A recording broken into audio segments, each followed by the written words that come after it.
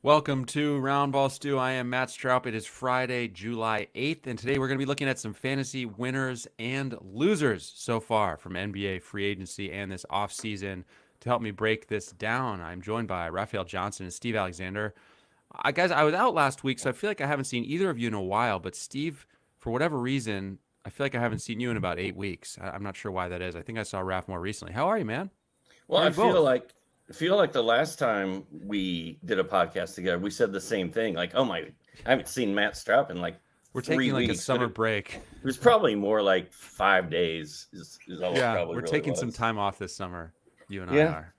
But yeah, nice. I'm good. Raph? I'm good, Matt. I What's too new? was gone last week, but unlike you, I continued to power through it and do some work. Wow. While I was not home. Not so subtle. Not so subtle there. Raph, how's your summer unfolding? Is everything going well? How are things? Yeah, kind of recharging the batteries a little bit after the draft. So, now it's summer league time. That should be a fun week and a half of basketball. They started out in Vegas last night, but yeah.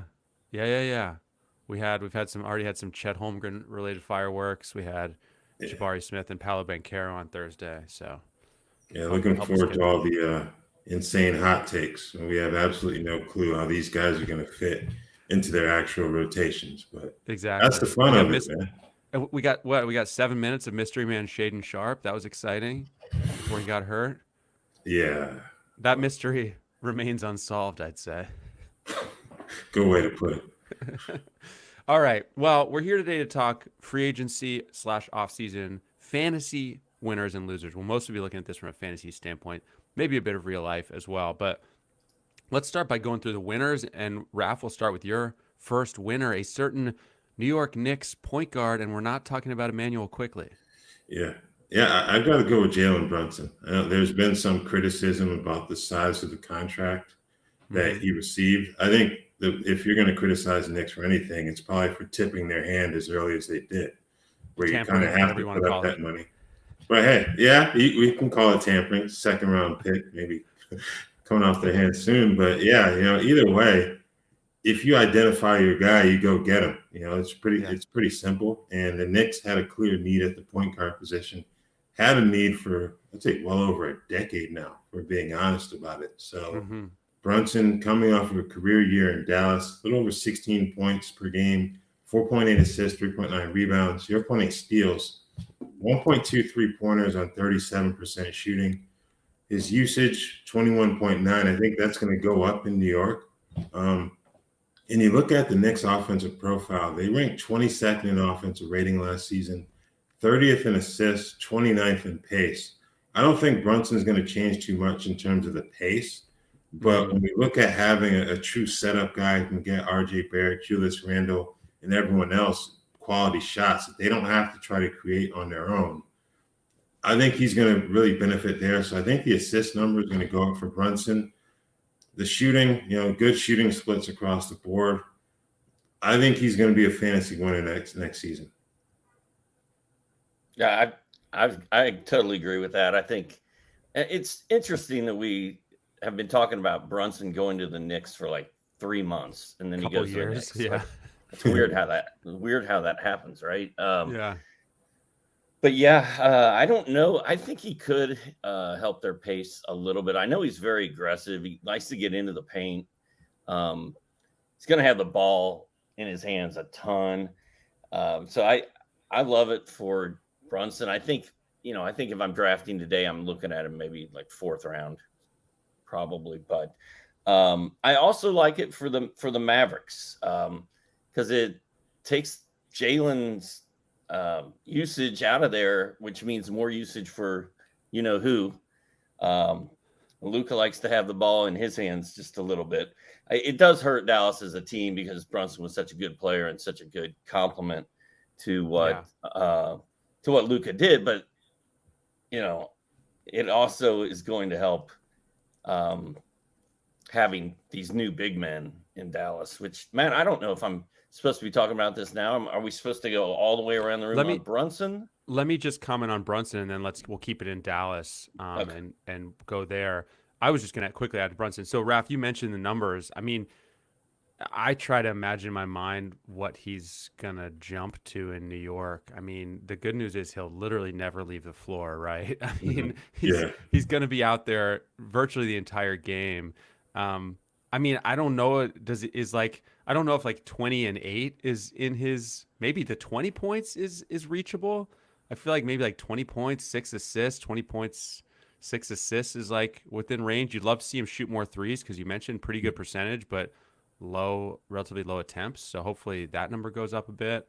I don't think we ever think he's going to be like a great steals guy, but like if you're talking about a point guard with good percentages, ridiculously low turnovers last year, you got to think that's going to go up a little bit. But even if it does, he's got so much room. I mean, 1.6, even if it goes up to like 2.5 or something, that's a great number for a point guard. So I feel like he's a super high floor fantasy point guard. And, you draft him, you're not going to be like, oh, this just blew up in my face. You might not get the astronomical through the roof numbers, but you're going to get a super safe high floor guy who is going to go off on some nights. Yeah, so I think, I agree with Steve's range on the 4th round, maybe 5th round. At that point, you're taking a point guard. You're probably thinking of him as your secondary point guard. So, I think you get a slight increase in the scoring. I think the assists, like I said, the assists should go up. I think if you can get like a guy like that 4th or 5th round, you're really going to like where your draft is headed at that point. And he was 16-5 last year, and he it's playing alongside Luka. That's not being the guy. Mm-hmm. And I don't think it's a stretch, Matt, for 20 and 8. I really don't. So, Steve, you already brought up what's going on in Dallas. Obviously, they added Christian Wood, and I believe that is one of your offseason winners. Hit us with your thoughts on that one. Yeah, as far as Dallas goes, Christian Wood getting out of Houston is such a good move for everyone involved because Christian Wood has been in the league long enough. He's looking to try to win right now. Houston's rebuilding. Dallas basically did what they did last season without a true star big man. I mean, they were getting by with Maxi Kleber and Dwight Powell covering the big man positions for that team. And now suddenly they have Christian Wood and JaVale McGee. And I think both of those guys are going to be fun in Dallas and watching Luka run the pick and roll with them. I think we're going to see a rejuvenation from Wood. I think he's going to have a big year. I think he's going to be on a lot of not sleeper lists, but he's going to break out again, I feel like. And then JaVale McGee, we're bringing him back from the Forgotten Land because Dallas needs a big man and he fits the bill. And I just think both of those guys have to be salivating thinking about playing with Luka. Yeah, Wood. So Wood, I think we take the shutdown risk out of the equation for the most part, which is huge, I think, for him. A nagging ankle sprain won't end his season after like 60 games like it would have likely done in Houston. And Raph, I know that JaVale McGee was one of your winners as well. So why don't we go to your thoughts on JaVale and please obviously comment on Wood if you want to too. Yeah, I wanted to add on Wood. He's heading into a contract year. So I think with that and then joining forces of Luka Doncic, I kind of wonder if he may end up being overvalued slightly in drafts for those reasons. Maybe people expecting, that contract year explosion that we've seen so many guys have in the past. And I don't know what range I would think about drafting him, but I do kind of wonder if people may go a little higher on him than they probably should for that reason. As for McGee, my concern there, even though I think he's a winner, we've seen Dallas not hesitate to play their centers less than 20 minutes per game. They're starting center. Right. You still got Dwight Powell in the mix. You still got Maxi Kleber in the mix. I don't think those guys are going anywhere. So even if McGee starts, are we hoping that 25 minutes will be enough to derive good fantasy value from him? because I don't see him being a 28 to 30 minute per game center, so yeah. I think there's upside to be had there, but I think there's reason for concern as well.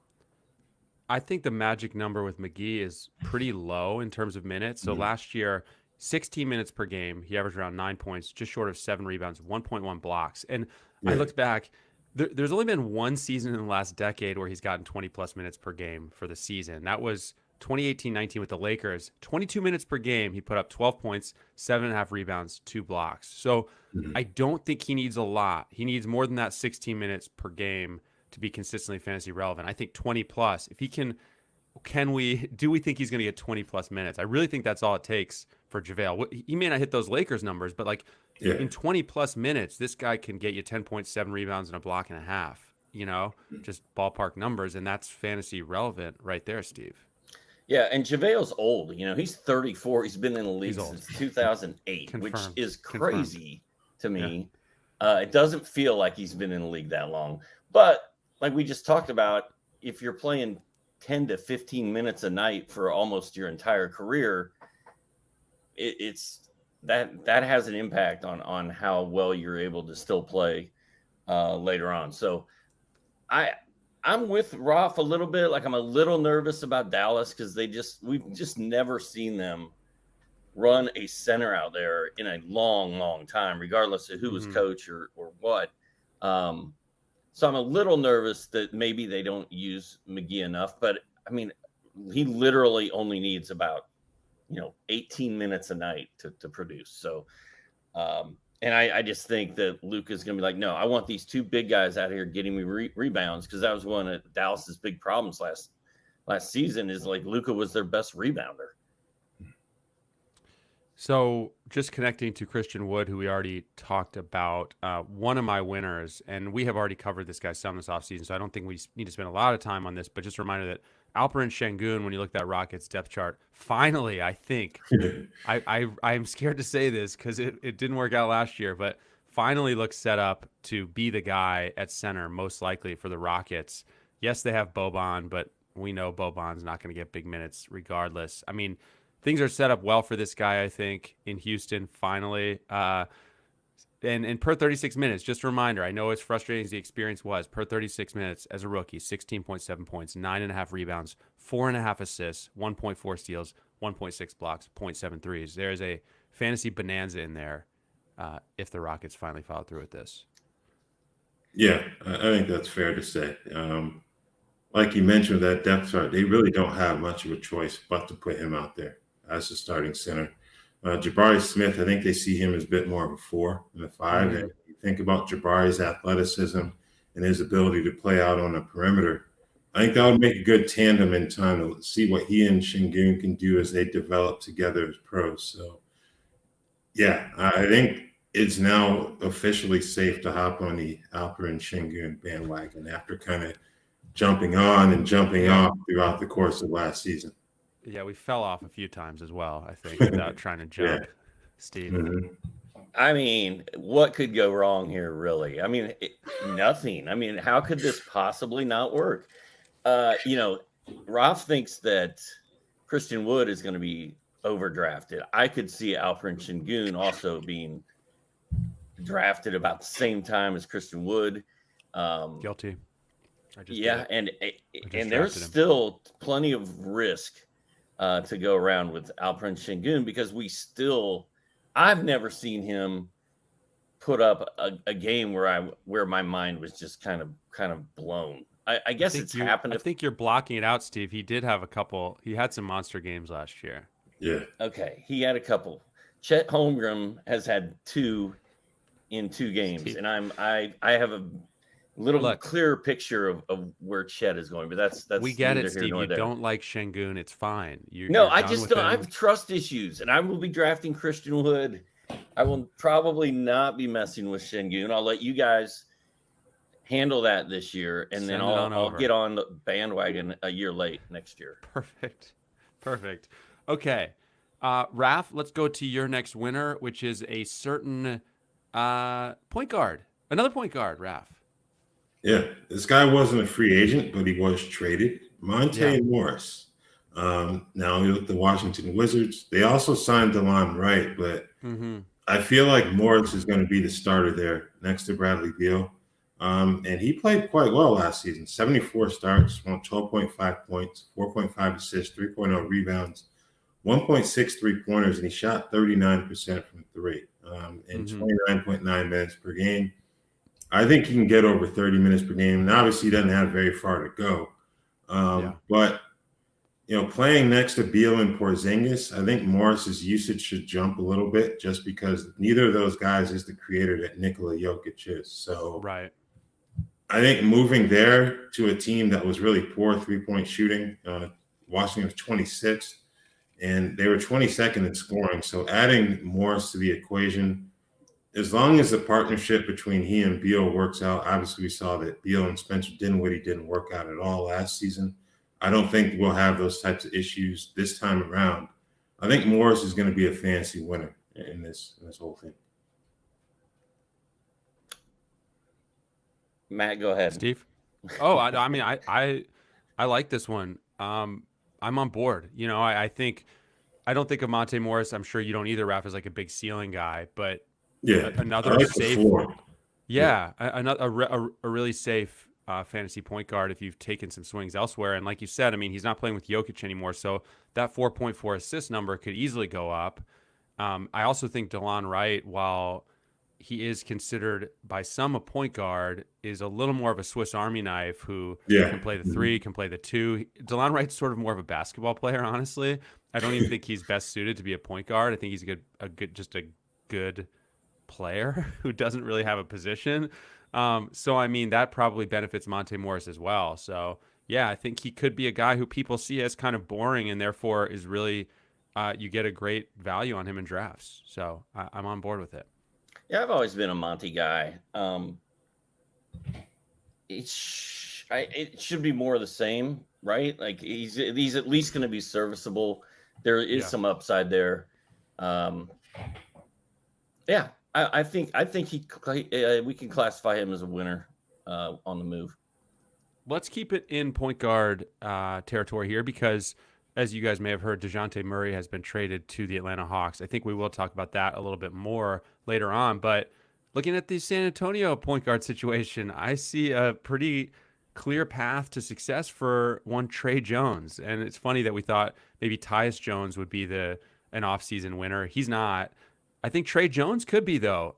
As a starter last year, 11 games, 13.5 points, 4.5 rebounds, 7.5 assists, 1.1 steals. Okay, he's not a good three-point shooter. He hit just 0.3 per game as a starter. But, I mean, other than that, Raph, what is not to like here? Do you see anything to stop Trey Jones from, 28, 30 minutes a game or more? Not really. Just because you look at the Spurs in the past, we've seen them rest players, but that's usually been your more established pros and guys where they pretty much know what they're getting.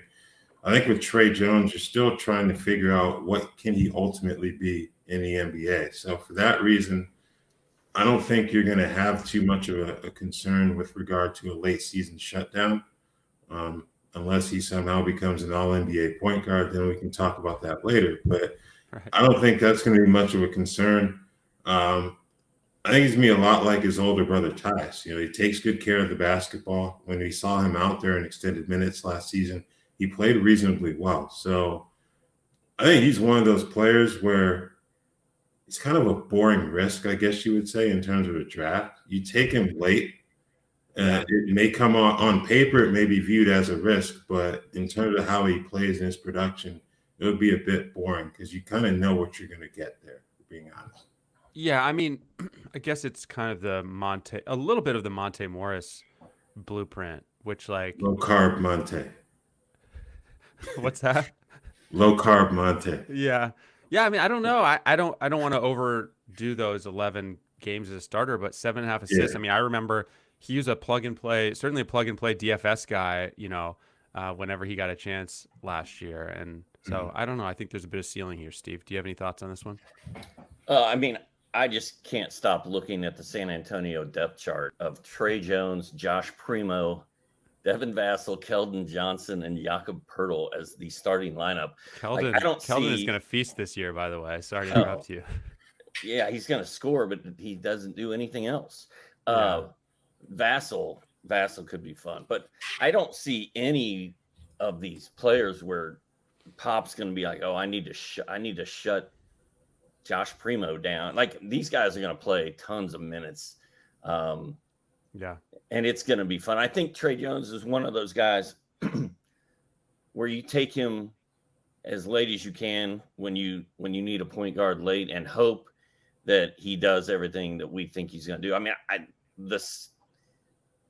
it's limitless what he can do because the minutes are going to be so crazy. There's nobody else to play point guard in San Antonio right now. So looks like a pretty good situation to me. I think he's definitely one of the big winners with Dejante in Atlanta.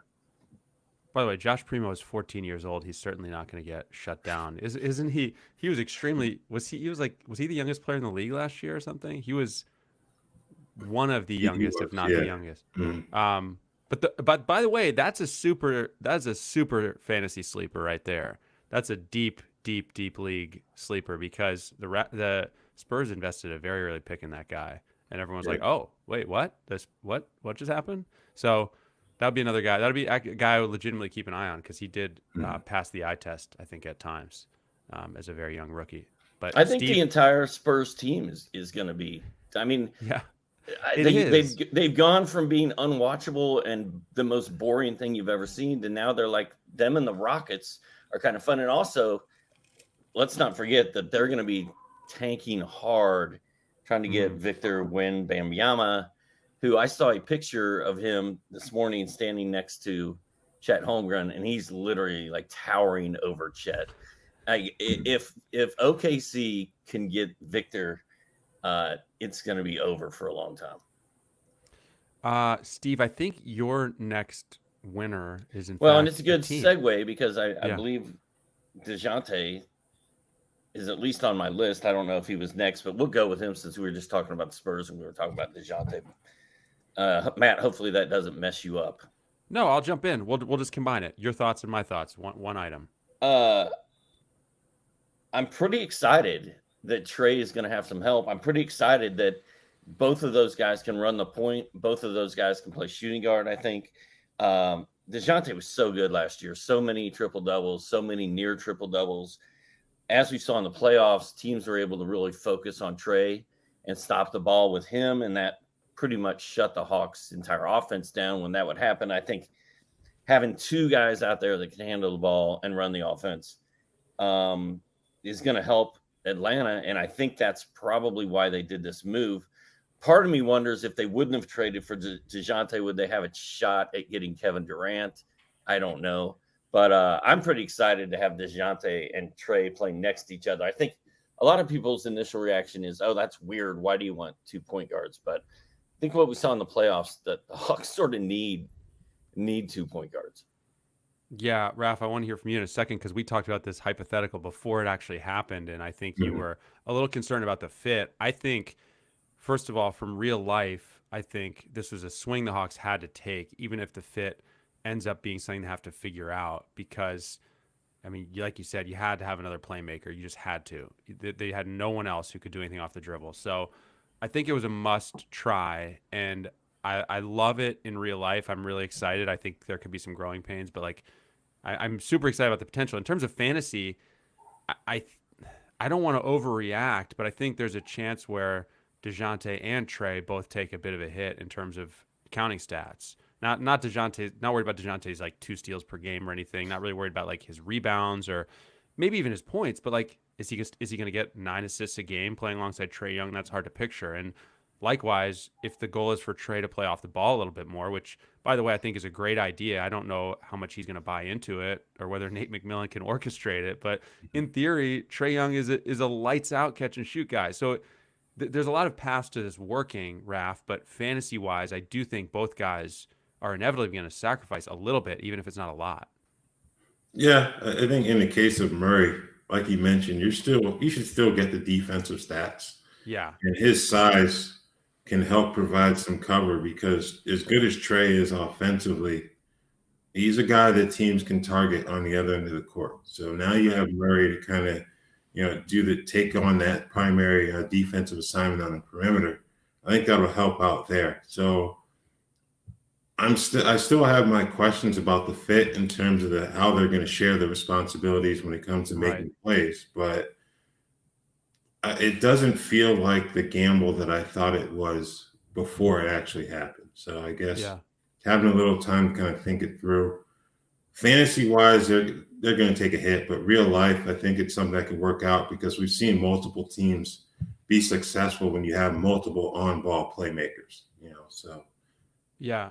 Fantasy wise, do we see? I think just a few weeks ago we would have all said Dejante Murray is a no doubt first round fantasy guy after being a first round fantasy guy this past year.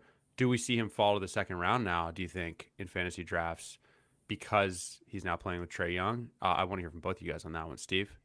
Yeah, I feel like when we started to put this show together, we were just looking at winners and losers, and I wasn't really totally focused on fantasy. And I do think, like both of you said, that Dejante is going to take a little bit of a hit playing next to Trey Young because he's not going to have the ball in his hands as much. But on the flip side, those other numbers are still going to be there, and he's still going to score a solid amount of points. He's still going to get rebounds. He's still going to get assists. So I don't think he falls off a cliff, but I don't think you can draft Dejante in the first round playing next to Trey. I think he's more like probably where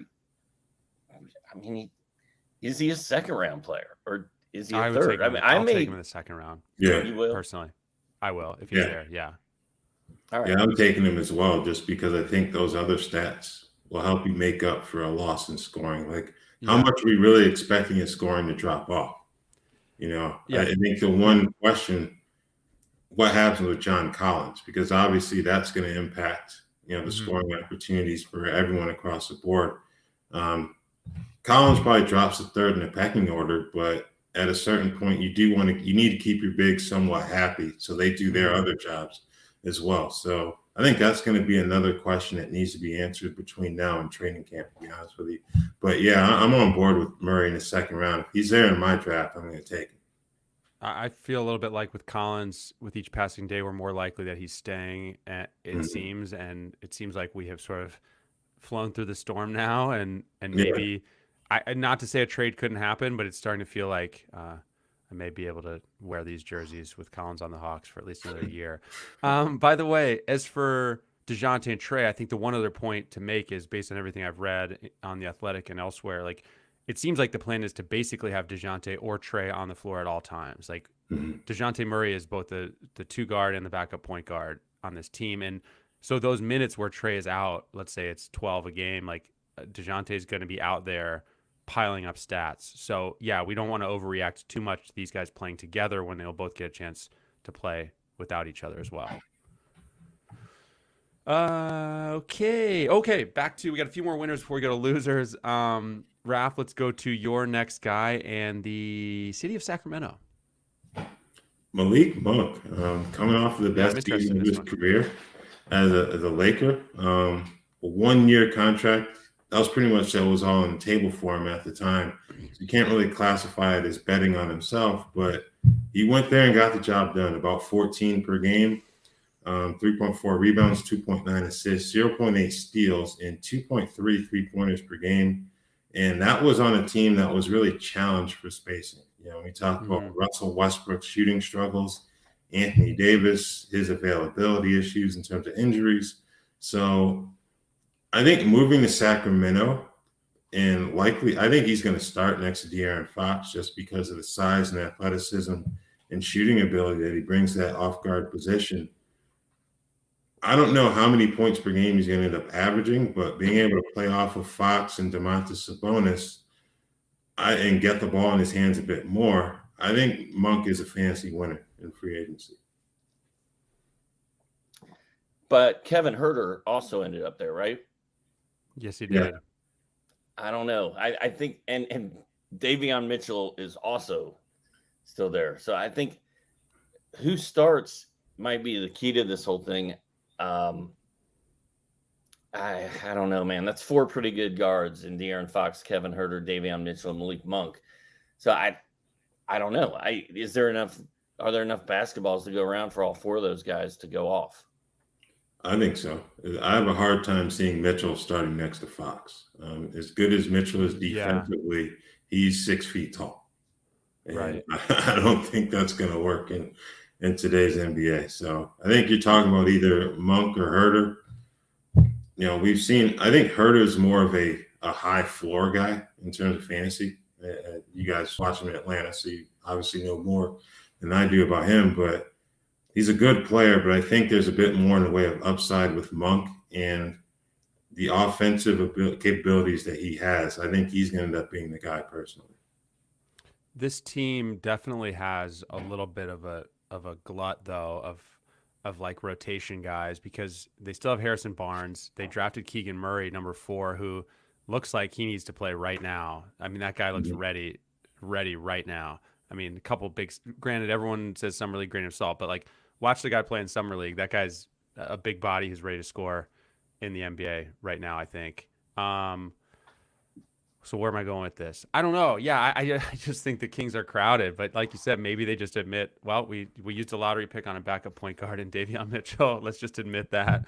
And maybe, I don't know, is there room for Herter and Monk, or is this an either or situation or a platoon? That's a big question. I think there is, because you remember they moved Justin Holiday and Mo Harkless via trade. Mm-hmm. And I think Murray is more of a 4/3 than he is like a true wing. So I think that's going to kind of help straighten some things out in terms of available minutes.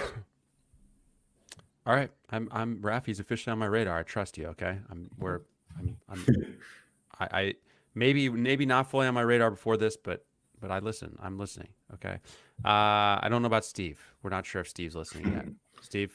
Well, all I know is they're the Kings. So, so that's the one variable. It'll all make sense. It'll all make sense in the end. Steve, you also have a remaining winner that is a basketball team. Well, I think it's a win for both the team and the player, and that's Rudy Gobert. Ending up in Minnesota. We're going to have a front line in Minnesota that features Karl-Anthony Towns and Rudy Gobert. And since Karl-Anthony Towns doesn't actually play defense, this is big news for the Timberwolves to get Gobert in there, because he does play defense. So that's kind of fun. And then the fact that Donovan Mitchell only passed the ball to Rudy Gobert like 7 times in 5 years, that'll be good, because now D'Angelo Russell might throw the ball to Rudy Gobert and Karl-Anthony Towns. And I just think that when you look at this lineup that Minnesota is going to be throwing out there next year with D'Angelo and Ant and Gobert and Cat, like it's going to be pretty fun. And I think for the first time really in a long time, Minnesota fans have something to be excited about. Now, is Rudy going to become like a fantasy legend and start scoring 20 points a game? It's not going to happen. He's never going to be a big offensive force, but his offense could improve a little bit in Minnesota if they use him more effectively than he was used in Utah. So I think it's a big win for Minnesota. I think if nothing else, I think Gobert's value remains unchanged. Might go up just a little bit, but I'm not worried about him playing alongside Cat, because I think Cat's now going to become that dude that floats out there at the 3-point line like Porzingis, and that actually might be annoying after a while. Raph, where are you on this one? Yeah, I like Gobert in Minnesota. We'll see how it works in terms of defending more athletic fours with regard to Karl-Anthony Towns, but overall, Minnesota is a better perimeter defensive team than Utah was. So I think for some of the criticisms of Gobert in terms of what happened in the playoffs, which I thought were a bit unfair, besides Royce O'Neal, who was traded to the Nets, who did he really have that was doing their job defensively on the perimeter? Mike Conley is in the latter stage of his career, for being fair. Mitchell's never been a great defender. Bojan Bogdanovic tried as hard as he did to guard Luka, and I respect him for trying to take on that assignment. He wasn't a great defensive player either. Now you put Rudy with Anthony Edwards, who's shown a willingness to defend. Don't forget about Jaden McDaniels. He's the one guy that Minnesota refused to give up in this trade because they really like his upside. We've seen what he can do when he gets extended minutes. And I don't think that Towns is going to be a complete liability because even if you involve one of those two bigs in those two-man games, the other one's lurking weak side. So I think in terms of both Gobert and Towns, the block shot number will be something to keep an eye on in fantasy. So I think whichever one's playing off that primary action stands to really benefit in terms of protecting the basket. So I'm interested to see what happens there. I really like the potential of this team because we've seen some of the teams go in the opposite direction of going small. Yeah. Cleveland before their injuries, and now Minnesota's doing it. I think it's going to be really interesting to watch, and it's a nice counter to what we've seen a lot of the other teams in the NBA do. I know. I can't wait to see what happens just from a real life standpoint when, Golden State or Dallas, goes small against the Wolves. What in the world is that going to look like? It's going to be fascinating. So I think we got just about two more winners to hit here before we go to some fantasy losers. I'll go to the Pacers and to one Jalen Smith, and he's now re-signed with Indiana. Rick Carlisle has already come out and answered our questions. He already come out and said he re-signed here to be the starting power forward, and I think we need to listen closely to that. Per 36 minutes with the Pacers, Jalen Smith averaged nearly 20 points and 11 rebounds with 1.5 blocks, 2.1 threes. That means if you look at his minutes with the Pacers in about 25 minutes a game, he had serviceable fantasy numbers. I think there's some pretty significant upside here, Raph, and as of now, he's slated for a big role. Like I'm pretty excited about Jalen Smith as a guy who I also think is going to be relatively not too difficult to get in drafts. Yeah, I'm all in on sticks as well. And I think the question, what happens with Miles Turner? Obviously, Miles can play the 5 and Smith the 4, but if you move him, you open up even more scoring opportunities for a guy like Jalen Smith. Isaiah Jackson suddenly becomes relevant when he was kind of a lottery ticket in fantasy last season. So, yeah, I agree with you on Jalen Smith. And you've got your head coach saying that you're going to be the starting power forward from day one. That's a big that's a large amount of faith to put in the guy. So yeah, Jalen Smith is definitely someone that people should be looking for in drafts. Yeah, I like him too. I mean, I think we all like Jalen Smith and Isaiah Jackson. Like Isaiah Jackson was hurt a lot last year, too much for my liking, and I disagreed with you guys a little bit on when he was going to come back and whatnot. But just as far as talent and skill and ability, man, both of those guys are really good. We really don't know what's going to happen with Miles Turner. I still think the plan is for Indiana to move him at some point this coming season, but he's going to be there to start the season, it sounds like. And that's going to impact Smith and Jackson both. Goga is still there. Daniel Tice is there. So there's question marks, but as far as Jalen Smith being given the starting job now, I can't believe that Carlisle told us that this early and is not going to make us guess. It's great news, and hopefully the hype train doesn't start rolling too hard on Jalen Smith and he ends up being drafted early in leagues, but I could see it happening. I like him. All right. One more big guy to mention, Raph. Let's go to Brooklyn, back to Brooklyn. Can't remember if we've been there yet. Give us your thoughts. Yeah, it feels like we've been stuck there all off season with everything that's going on there. Really? But yeah, Nick Claxton got his new contract, and even with the chaos that's going on in Brooklyn, I think he's a clear fantasy winner.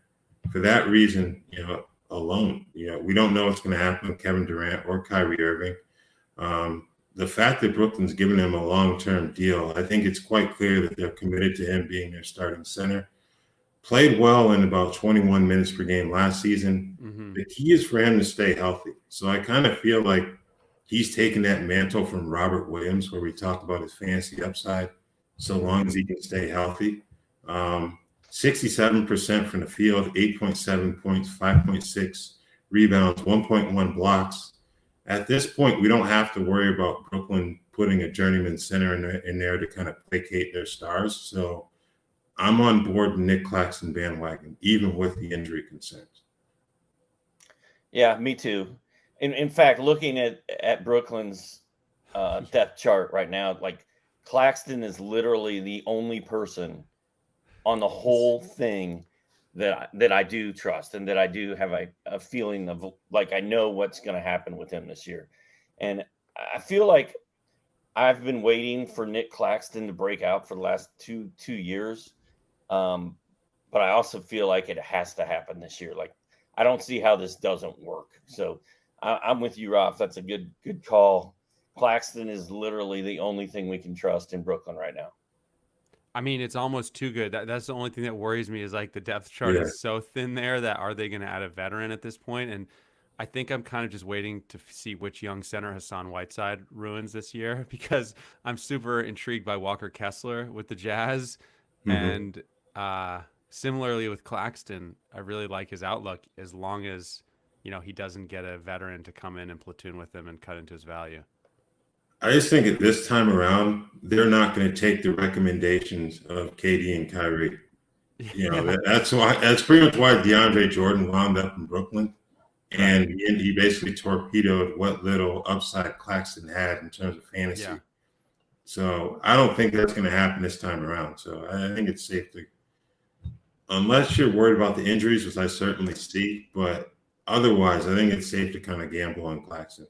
I'm not gonna let the injuries stop me. The only other pause I have is the free throws. When last we saw him, he went 4 for 22 in the playoffs. I think there was a 1 for 11 game in there. I'm gonna assume, hopefully, that didn't, you know, do some lasting damage to his mechanics or his you know, mentality at the free throw line, and hopefully he gets a clean slate and can be at least passable at the free throw line, because that's some scary territory there. 4 for 22.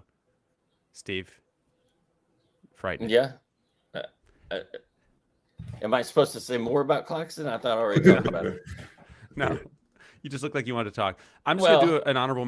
Go ahead. Yeah. Anytime a guy hits 1 of 11 free throws or 4 of whatever that other number you said was, you always have flashbacks to Ben Simmons, and you got to make sure that Claxton is not there. Part of me is churning in my head is like, Christian Wood, Alperen Şengün, and Nick Claxton. Is there a automatic order those guys are going to be ranked in? Is it Wood, Şengün, Claxton? I think so. I think Claxton will be the most readily available of those guys in drafts. I do too. Just because we haven't seen him consistently put up big numbers, so I think you're going to get the best value on him.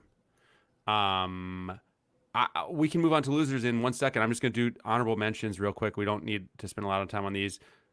Speaking of barren depth charts at center, look at Ivica Zubac with the Clippers. Isaiah Hartenstein has left for the Knicks. The depth chart in LA is it's Zubac and nothing at center. Last year, 10.3 points, 8.5 rebounds, and a block in 24 minutes per game. I don't think this is a guy who's going to, you know, suddenly get 35 minutes a game or anything, but could he get an uptick to like 27, 28 minutes a game? Potentially. He's already solid. He could be a little better than solid next year. So I think he's kind of a low-key, low-level winner for me. Like, literally, there's no other center on that roster. Like, we have Robert Covington slotted in as his backup right now. I'm not sure that's accurate. I think I'd rather see Marcus Morris put in there, but what a mess. Either way. And the last one, again, we don't need to spend long on this. Jared Vanderbilt, as of now, is well set up in Utah after that Gobert trade. So it's another guy to keep in mind late in drafts as of right now, because he looks like he'll be the starting power forward for the Jazz. Yeah. All right. Losers, fantasy losers are coming up. First, we're going to take a very quick break. Just a reminder, if you don't have the NBC Sports Predictor app powered by PointsBet, go download it now. The contests are free and easy to play, and you have a shot to win thousands by predicting what will happen in Major League Baseball, on the PGA Tour, and NASCAR circuit. We also have a special contest on Tuesdays and Thursdays called Battle of the Bets, where you can agree or disagree with our experts for a shot to collect some cash. Okay, we're about 45 minutes into this show. The good news is I don't think we have 45 minutes worth of fantasy losers, so I think we can make this a shorter segment. Raph, you've got a few guys you want to mention. I've got a couple. Steve's got a couple. Where do you want to start, Raph? I think we should start in Toronto with one Chris Boucher. Oof. I'm happy for him that he got his contract extension. Yeah. But the fit from a fantasy standpoint concerns me. Just because we've seen he's had moments where he's been able to play through his mistakes and play heavy minutes. And we've seen other times where he's been on the floor and then taken right off. I just feel like we have Pascal Siakam. You still have OG Anunoby there. Yeah. Precious Achiuwa gave them good minutes last season. You've got Thaddeus Young, who was also re-signed. Yeah. Now you add Otto Porter as well. Oof. I don't think Boucher is a guy that I can really have much faith in from a fantasy standpoint. He'll certainly give you numbers on occasion, but in terms of drafting him, I don't think I can do that personally. Sad, Steve. It's sad. It's heartbreaking. I mean, I don't know what else there is to add, Steve. Do you have anything to add? I think Raph summed it up. No, perfectly. we're running over. It's heartbreaking. Let's go. I'm similarly heartbroken. No, I'm not, but I'm a little sad about Bruce Brown's outlook after his really fun year with the Nets. He's with Denver, and I think it's bad times there, Raph, barring an injury. Yeah, I guess you can say that just because you've got Jamal Murray and Michael Porter Jr. Those guys both potentially being back. I mean, so Barton's gone, I know. So yeah, I guess maybe. I don't know. I don't think you're expecting a jump in production. I guess I would say that much for Bruce Brown. Yeah. I think he's going to be he certainly is a good asset for them to have in terms of the defensive ability, the rebounding. And you can put a smaller player in that dunker spot offensively. Right. But in terms of fantasy, I don't think you're expecting much from him just because of the options that the Nuggets already have on the perimeter in that rotation. Well, because KCP is there now, too. I don't think we really think of Brown as a shooting guard. And even if they wanted to shoehorn him in as a shooting guard, KCP is a guy who coaches like to have on the floor. I mean, like, for better or for worse, that's a guy who earns minutes wherever he's been. Yeah. And so, I mean, I guess if MPJ isn't healthy or has a setback or something, that would be Bruce Brown's path. We don't want to see that happen either because that would devalue Steve's jersey. So we can't have that, Steve. Don't be jinxing my guy like that, Stroup. I'm not trying to. Not in July. Come on. It's too early. It's bye-bye Bruce Brown. Note to self. What would have been more fun than what we did today is if you would have just had me or Raph. Raph's probably in better shape than me. Just have me not have a computer screen on and just play who he played for. And I could have guessed on Bruce Brown for probably an hour. Let's see. It's not the Blazers. Who could it be? All right, Steve. A loser from you. Well, I'm just going to make this quick. I just can't get enough of the Nets. I can't get enough of the thought of KD actually being traded, assuming they're not asking for the world in return, which they are. I mean, there's that report out there that they want Cat and 4 number ones or something. I think that was a report from Chris Haynes. Yeah, for 34-year-old Kevin Durant. I saw a guy on TV this morning. I can't think of his name, but he had listed like 15 players that he would not trade for Kevin Durant, and he had Luka. He had Giannis number 1. Luka was number 2, and this dude on the show was like, Kevin Durant's the second best player in the league. Like, you wouldn't trade Luka for him? And he's like, no. Are you crazy?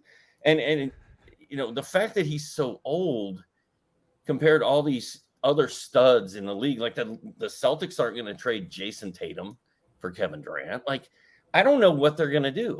And he's already kind of said I'm out. But if they can't trade him, is he gonna sit out? Is he gonna play? We don't know where Kyrie's gonna end up. In the end, Ben Simmons and Nick Claxton are gonna be sitting on that island together. And Ben Simmons is not equipped to handle being the alpha dog on any team. So I'm just fascinated by the entire thing. One of the worst experiments we've ever seen. I think the Nets held up their end of the deal. Some of their players did not. It is wild that you think like all of this turmoil with Kyrie and KD, and then you do forget, oh, wow, they have Ben Simmons too. That's so wild.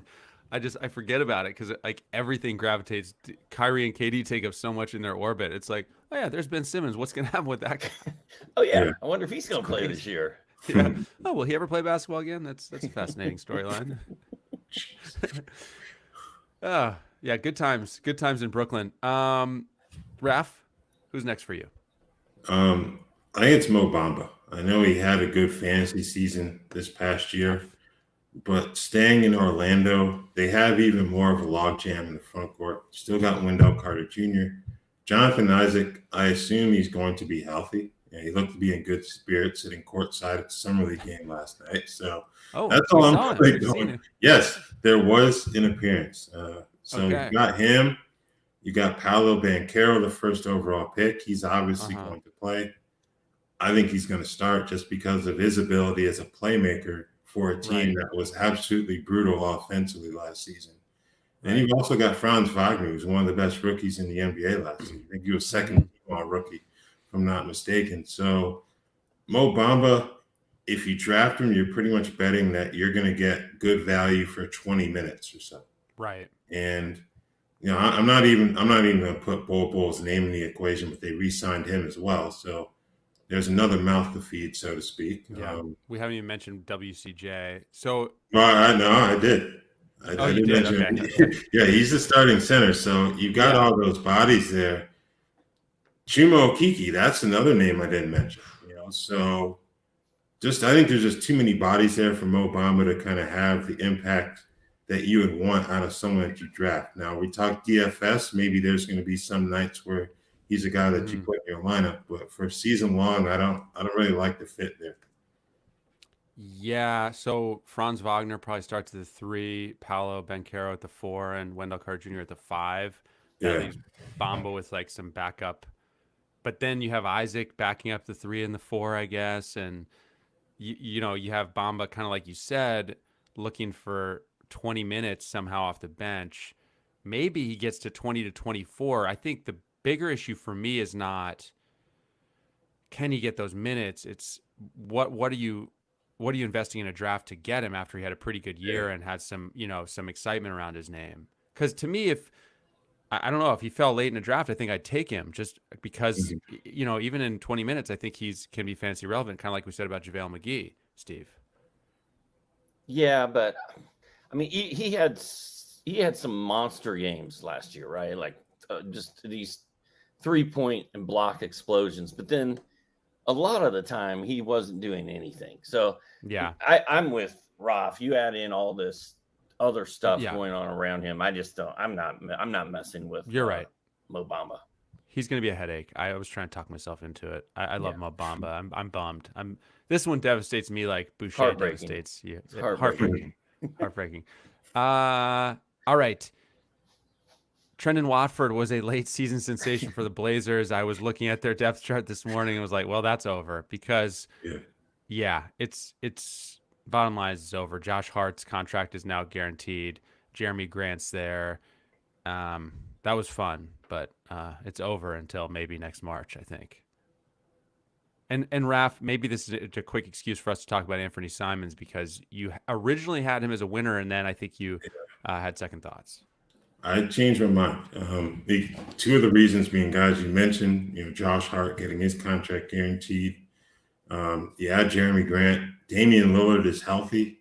So obviously Simon's usage is going to drop. So I don't think we're looking at a situation like we saw in the past with Dame and CJ McCollum, where you knew those two guys were going to dominate the offense. You got Yusuf Nurkic in the fold as well.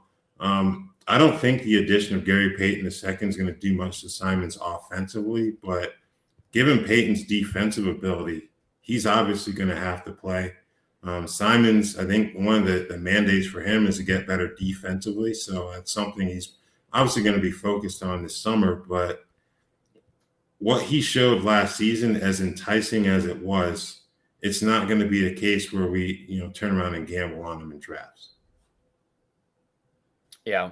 As long as Damian Lillard's healthy, it's going to be hard to get too excited about Simons. But if he starts at shooting guard, I have no problem taking him, second half of my draft. All right, Raph. Oh, Steve, your turn. Well, this is another one just like the Nets. The Lakers didn't do anything. They didn't do anything last year. AD and LeBron and Russ are back to try it again for year 2. I'm expecting more of the same. Like I don't. Hopefully, this super team big 3 thing is dead, and these teams need to be focusing on youth and development, and not just going out and grabbing these old superstars. Especially the Westbrook LeBron pairing just makes no sense. It never did. It never will. It still doesn't. So yeah, I think the fact that the Lakers haven't done anything, the fact that they're talking about getting guys, but they're not doing anything, nothing's happening, like that is a losing situation for the Lakers, I think. And fantasy wise, all you've got is headaches in LA too, because we don't know how many games LeBron's going to play. We don't know when Anthony Davis is going to play. Westbrook should be coming off the bench for that team. Like just a disaster. Yeah. I'd be willing to roll the dice on Thomas Bryant, though, just because of the Davis injury factor. And one of the reasons why he picked the Lakers over the Celtics was, I guess he was presented with a path to potentially start. If that was playing alongside Davis, they simply told him, look, this guy's probably not going to be healthy, so we kind of need you. So I think if you're going to roll this guy. Yeah. So if you're looking for someone to roll the dice on late, I think depending on what we see in the preseason, of course, but I think Thomas Bryant could potentially be that guy for looking at Lakers. Well, a lot of people are going to forget that Thomas Bryant was on the verge of breaking out before he got hurt. Yeah. Like he was becoming a really good fantasy center. So I think that's a good low key move right there, because Damian Jones and Dwight Howard. I mean, Dwight Howard is what? He's 50 something now. And Damian Jones should not be playing in front of a healthy Thomas Bryant. So I think Bryant is going to start there. And I like that call, Raph. It's nice. Raph, I like what you did there. We were talking about fantasy losers, and you brought us a winner out of that situation. That was a great moment. Raph, yeah. one last one for you, and less positive news for a certain other big man. Yeah, I've got to go with Andre Drummond. He's an upgrade. He's a clear upgrade on Tristan Thompson. We talked about that backup center position. But you look at Nikola Vucevic, who's starting, he's going to play 32 minutes minimum. Andre, you're looking at 15, 16 being available, going off of the basic math there. So I think the fit, while he can do a bit more for the Bulls than Tristan Thompson did, I don't like it from a fantasy standpoint. So I don't think there's any way that you can even consider drafting him. Nah, I don't think you can either, especially since Matt's favorite NBA fantasy player, Nikola Vucevic, is camped out in front of Andre Drummond on that depth chart. Like that is not good news for Andre Drummond. And Drummond really needs to be starting and not have any options around him, I think, to be a fantasy option these days. And it's not good. It hasn't been the same for me and Vooch since he went to Chicago, I should say. We've not to say that we're not getting along, but it's not the same as when he was in Orlando. Those were some special years. A magical thing in drafts where you could just get Vooch about 10, 12 spots later than he should go. I don't know why. It happened for like 3 or 4 years in a row, but it did. Okay, I think we hit all the names on our list. So that's going to do it for us on this episode. Don't forget to subscribe to the show on Apple Podcasts, on Spotify, wherever you listen. Take a minute to rate and review us as well. I want to say thanks to everyone for listening and watching live with us today. We'll be back on Monday, Wednesday, and Friday of next week. Raph, Steve, thanks to both of you guys for all of the insight, as always, and I will talk to you soon. See you Monday. All right. Thank you. Thanks for watching. Make sure to hit subscribe for all the latest fantasy and sports betting advice from NBC Sports Edge. And don't forget to sign up for NBC Sports Edge Plus to get the best-in-class draft guides, as well as season-long fantasy, DFS, and sports betting tools that will give you the edge.